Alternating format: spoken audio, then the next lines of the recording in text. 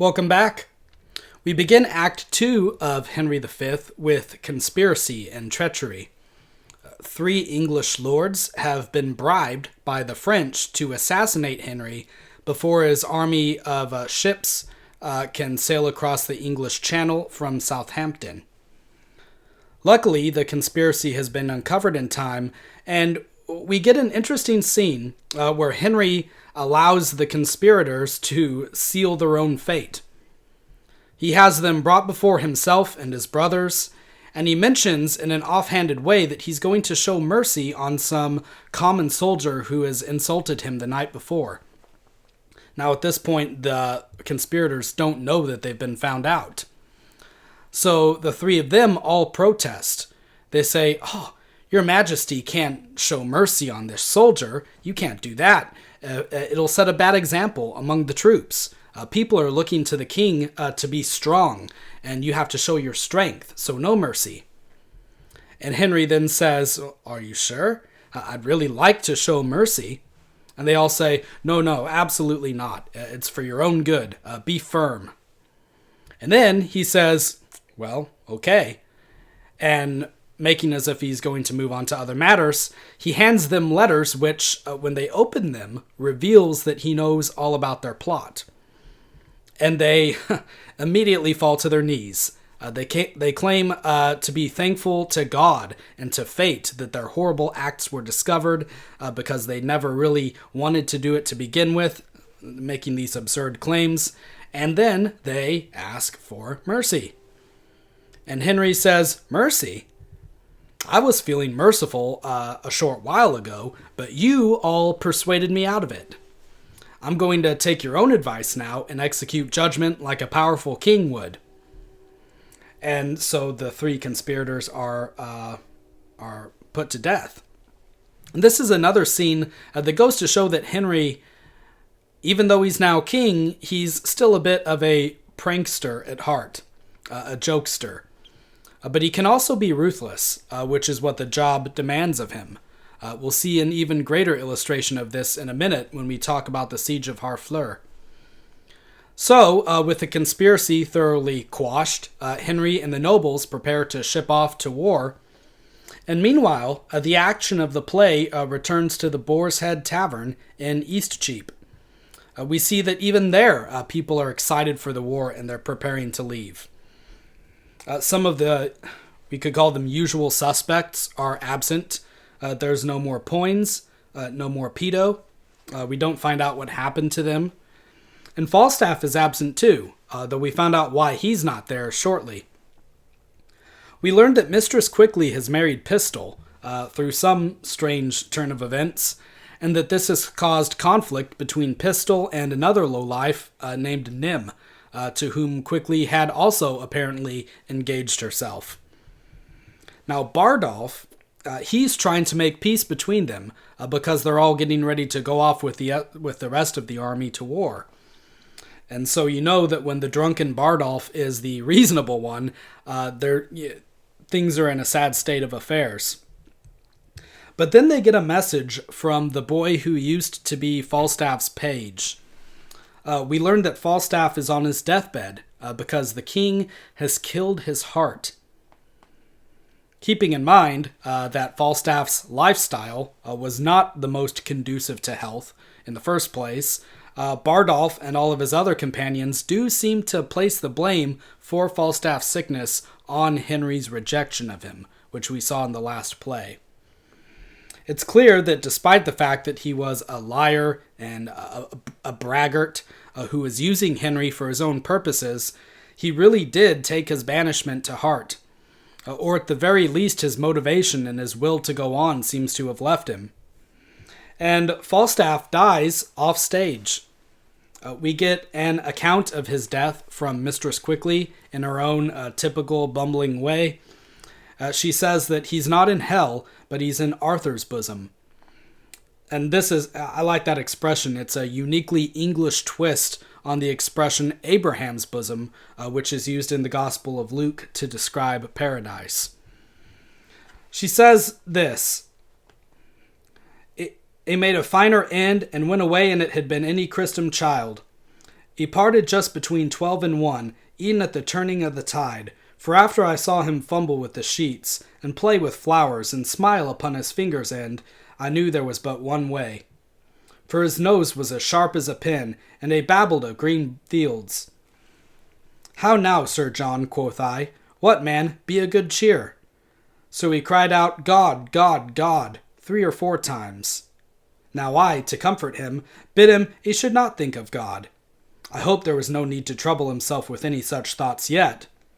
So he bade me lay more clothes on his feet. I put my hand into the bed and felt them, and they were as cold as any stone. Then I felt to his knees, and so upward and upward, and all was as cold as any stone. And as she's describing this account of feeling his body just go cold from the feet up, it's a bit of a parody of the account of the Greek philosopher Socrates' death from his pupil Plato. If you know your Greek history, Socrates was condemned to death for, among other things, corrupting the minds of the youth, and he was sentenced to drink a cup of hemlock. And we read that his whole body started to go numb, starting from the toes up to the head. Since Falstaff was, in actuality, a corrupter of youth, something of an anti-Socrates, as we've talked about before, it's particularly fitting that his passing away would mirror Socrates' death by poison. So, with news of his passing, Pistol and Nym are able to set aside their differences, and Bardolph, he seems to be making an attempt to step up as the leader of the group, and he encourages them to head out for war in France. Moving on to Act 3, we open with the Siege of Harfleur, which was a seaport on the northern coast of France.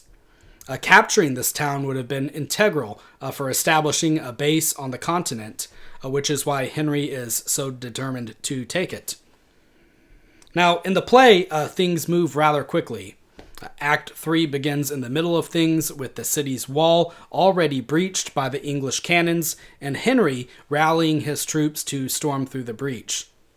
In reality, the siege lasted several weeks, and during that time, fatigue and sickness set in among the English troops. Dysentery, which was a common illness that plagued armies in the medieval period, set in, and morale was really low. It takes much longer to capture the town than was originally planned, and Henry eventually resorts to intimidation. He has the governor summoned to the top of the wall, and he gives a really awful speech.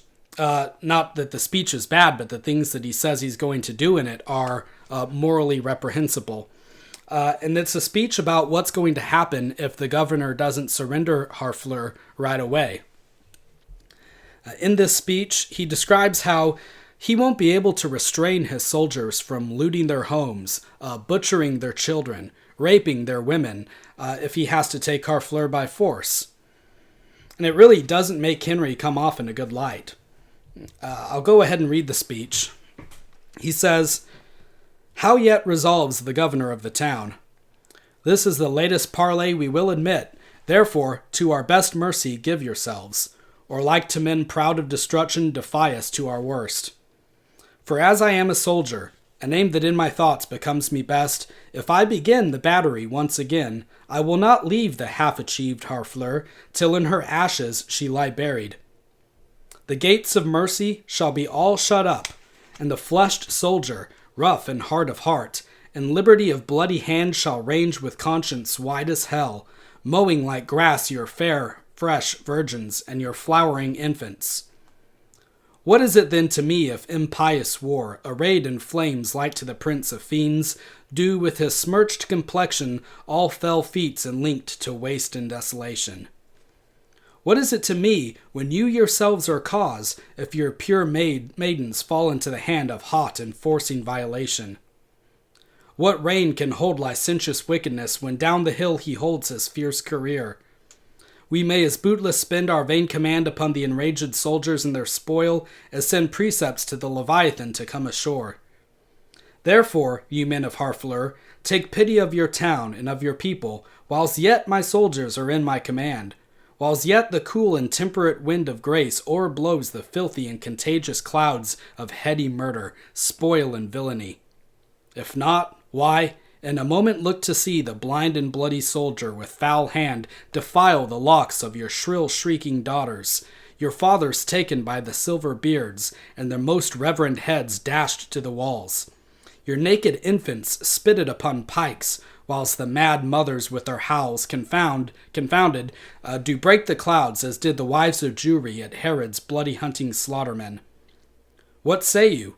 Will you yield and this avoid, or guilty in defense be thus destroyed?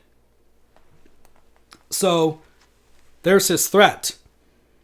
And it is a threat, and it should be taken seriously, but I think that this is also a bit of play acting on Henry's part. We know that he's good at that from the last two plays. While a great deal of what he said here may be true, atrocities do happen in war frequently, he's playing up the worst aspects of it in order to frighten the governor to surrendering the city so that such things don't have to happen. And it works. The governor surrenders Harfleur, and Henry leaves Exeter there to guard it, while the rest of his army sets off for another major target, Calais. Throughout these scenes, we meet different captains of the English army who, I think tellingly, represent one of the different nations that make up Great Britain. We have a Welshman, Fluellen, an Irishman, Macmorris, a Scot, Jamie, and Gower is an Englishman. And they're depicted as kind of quarrelsome, but at the end of the day, they're all on the same side. And having a representative from each of the nations further shows that Henry has made himself into this model king, a unifier who can lead the entirety of his nation into battle against a foreign enemy. And this is in contrast both to his own father and to Richard, who were constantly beset by internal rebellions and conspiracies. We see that discipline is being maintained among the ranks, even at the cost of one well-known character's life. Bardolph gets caught stealing from a church, and he's hung for it. A pistol comes to Fluellen in an attempt to beg for Bardolph's life, but he won't hear of it. He says that even if he was his own brother, he would want him to be hanged. And so that's the end of Bardolph. His thieving ways have finally caught up with him.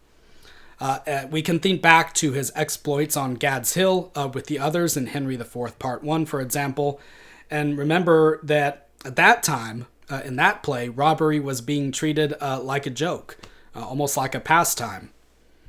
But this episode brings home that it was never a joke, especially on the battlefield. It's a crime, and it always has been. And Shakespeare makes a point of allowing Henry to hear this news as well. The king rides by, hears about the execution, and from his description, there's no mistaking that this is his old friend Bardolph who's been hung. And Henry doesn't flinch. He says, "Good. God's on our side right now because our cause is just. But if we have soldiers pillaging churches or robbing the poor, that will cause us to lose his favor." So we also have in Act 3 the war from the French point of view. We see the French king's daughter, Catherine, having a conversation with her maid, Alice, about how to say certain words in English. Remember that her father has offered her to Henry in exchange for an end to the war. Henry has rejected that initial offer, but it's, I guess, fair to assume that her hand in marriage is still on the table. So if things go poorly, King Charles can always have his daughter on standby to give to Henry. So we have this conversation between Catherine and Alice, and the conversation is entirely in French. There's an assumption by Shakespeare here that his original audience knew French, or at least enough of it in order to follow along with what was happening. And I encourage you, if you can't read French, to look up the translation of this scene if your copy of the play doesn't have it in the footnotes, and it might not. But essentially, what's happening here is that Catherine is asking Alice how to pronounce different parts of the body in English. And the humor of the scene is that she mispronounces many of the words so that they sound like slang words and vulgar words in the French language. So she's shocked at hearing the English words for foot, neck, and chin, and so on pronounced because they sound like dirty words to her.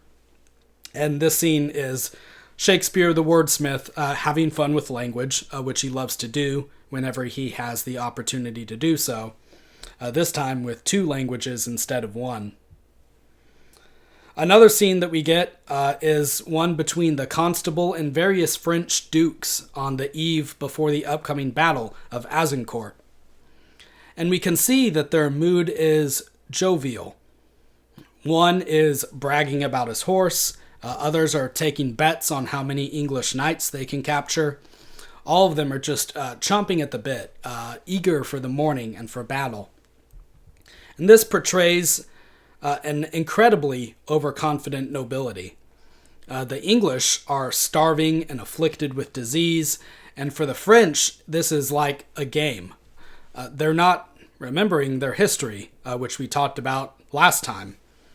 They're not recalling the English's shocking, unexpected victories at Crécy and other places in the first half of the 100 Years' War. And this is an example of hubris, or overweening pride, which authors and especially tragedians like Shakespeare have loved to portray and to explore ever since the ancient Greek playwrights. We'll see how this overconfidence impacts the French army in the next lecture. So, for next time, go ahead and just read Act 4, which covers the Battle of Azincourt, a major battle, and we'll look at the events of that battle and its aftermath in detail next week.